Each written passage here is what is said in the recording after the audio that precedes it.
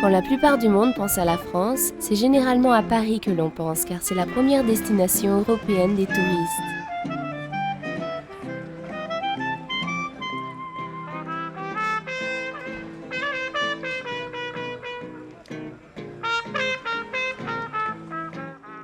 Cependant, aventurez-vous au nord-ouest de Paris, près de la frontière allemande, et vous vous retrouverez dans la belle région alsacienne de France. La plupart des gens savent que cette province et son peuple, à diverses périodes de l'histoire, a été sous le contrôle de l'Allemagne ou de la France.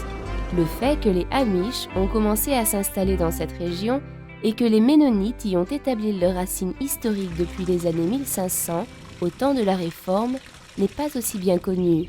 Selon l'histoire récente, le MCC a délégué en France des bénévoles à la fin des années 1930. Les Ménonites américains sont venus en France parce qu'il y avait la guerre en Espagne. Et de nombreux réfugiés étaient venus en France. Et en Amérique, on avait entendu parler de la misère dans les camps dans lesquels ces réfugiés étaient hébergés.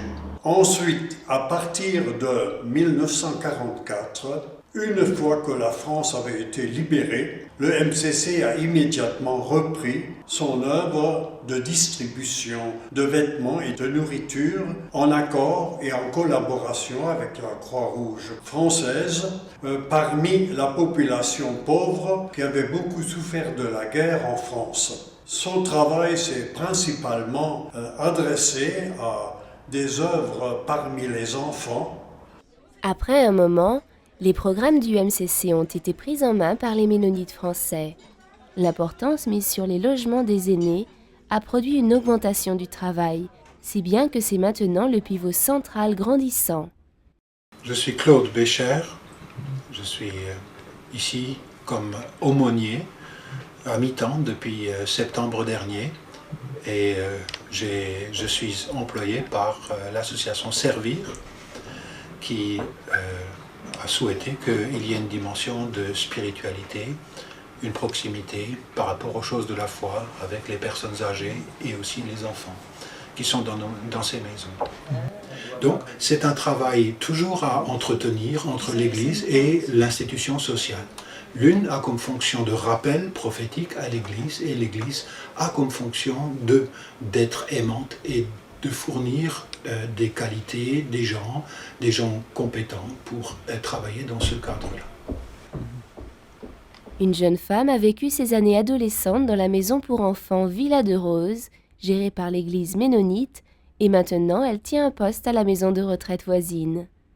Je me présente, je m'appelle Benami Kautar et j'ai 21 ans, donc je travaille au Chevreuil depuis le mois de février.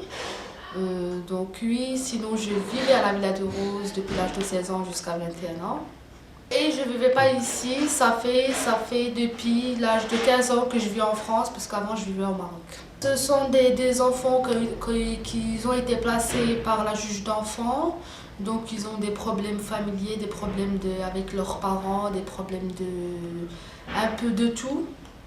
Donc moi, mon problème, c'est que j'avais pas mes parents qui vivaient avec moi, que eux ils étaient loin de moi, ils étaient au Maroc et que moi je vivais en France sans mes parents. La Villa de Rose m'a beaucoup aidé à me préparer pour construire mon avenir. Donc oui, il y a eu des moments difficiles où j'en pouvais plus, tout ça. Et puis ils étaient là pour me donner un coup de main et puis ils m'ont vraiment aidé à m'en sortir et à me construire une nouvelle vie. Pourquoi l'Église ? Parce que c'est une des dimensions du salut que de s'occuper du prochain dans le besoin.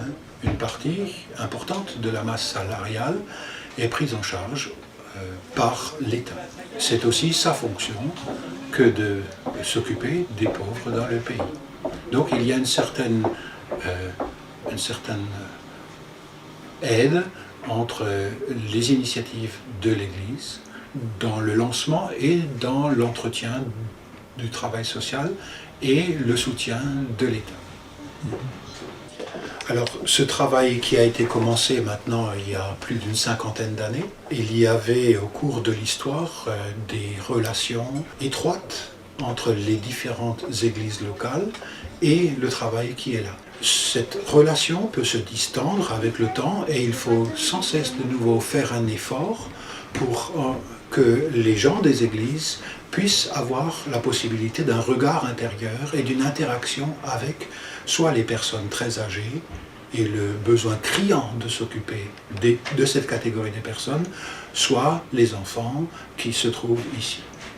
Le travail se développe. Cette année, 2 nouveaux locaux pour malades d'Alzheimer et pour handicapés physiques sont presque achevés.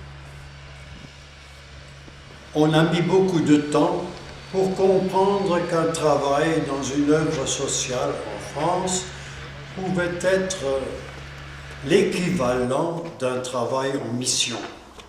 Autant qu'un missionnaire était une personnalité hautement respectée, autant les gens qui venaient travailler à Val-d'Oie étaient considérés comme des gens qui ne trouvaient pas à s'employer ailleurs. Et c'est ainsi que c'est seulement peu à peu que l'on a compris qu'aux yeux du Seigneur et par rapport aux besoins de nos prochains, il était aussi bien de travailler dans une œuvre sociale en France que de faire du travail social dans un pays lointain comme en Afrique ou en Indonésie.